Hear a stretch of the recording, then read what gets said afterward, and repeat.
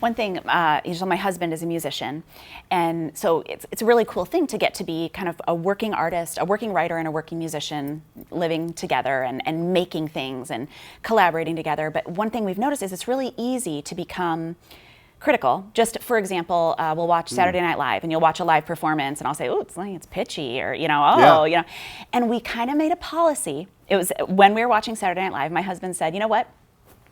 I've been on too many stages. I've been pitchy too many times. I am always going to be on the side of the creator, not the side of the critic. So I can watch a performance, and you and I can both know silently in our heads it's awful. But you know what we're going to say? Man, that was a great line. Man, she sang her heart out. Yeah. Man, I love what she's trying to do." So we have a policy in our home that we're always on the side of the creators, not on the side of the critics. Because if you've ever had to make something, Man, I love that. you know how hard it is. Yes. You know how human it is. You know how the end product represents so many tears and dreams and prayers and how human and vulnerable it is. So that's in our house. Well, as you're talking about that, I'm thinking of the benefit to your children. Yeah.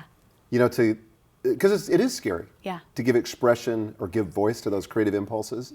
And the more you can remove that critic's voice from the lives of your children, the more likely they are going to be creative. Totally. And we have an 8-year-old son who takes art classes. Really? And he loves to paint. And so he's just now at an age where we take him to art museums. And we specifically talk to him like, so, artist to artist, what do you think about that Picasso? I love it. What do you think about Matisse? Yeah. Since you're a painter and he's a painter, what do you see in this painting? Kind of training him to think as a creator, not a consumer, not a critic. But like, you make things, they make things. That's what you have in common. Part of what I like about what you're saying there is just having him kind of shape his identity as an artist. Yeah. Because I think that's the hardest thing for most people. And we have another person who's done a master class with us, Jeff Goins, who talks about declaring yourself a writer. Yeah. And that really does change everything. Yeah. When was the first moment you could remember declaring yourself a writer and saying, I am a writer, without being hesitant, but just kind of getting it out there in the world? I mean, it took years. Probably 2 books written, and I would still sit next to someone on an airplane and be like, I don't work. And my husband would be like, excuse me.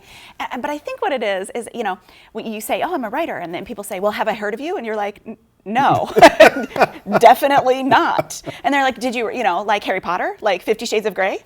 No, not at all like either of those two.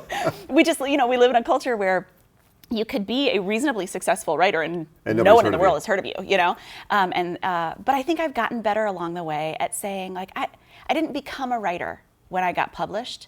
I became a writer when I was 5 years old, writing stories in my bedroom. Anne Lamott always talks about, who I love, she talks about, if you weren't okay with yourself before you got published, you won't be okay after. That's exactly right. It doesn't change very much. It doesn't legitimize things the way you think it will. It doesn't change your insides and your identity and your view of yourself. You just have to change that yourself. So you can decide when you're 5 years old, or you can decide 10 books in, but it's only going to change because you've decided. That's exactly right. Nobody confers that title on you or a certification. Yep. You have to own it for yourself. And there's a funny thing right now where some bloggers think, well, I'm just a blogger, I'm not a writer, or if you write, you're a writer. Absolutely. If you write in your journal, if you write on your blog, if you write in a book, if you write, you're a writer. If you paint, you're a painter. That's the deal. Just own it. And you get to claim that.